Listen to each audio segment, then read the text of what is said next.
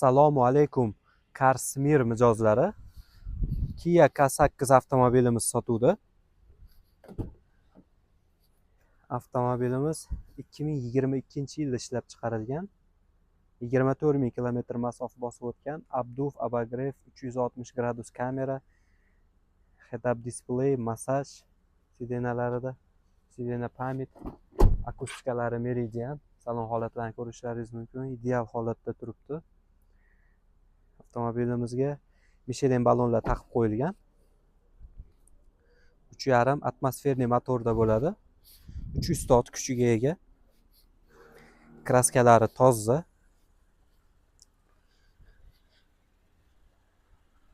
Avtomobilimizni to'liq kuzov qismi bron plyonka bilan qoplangan.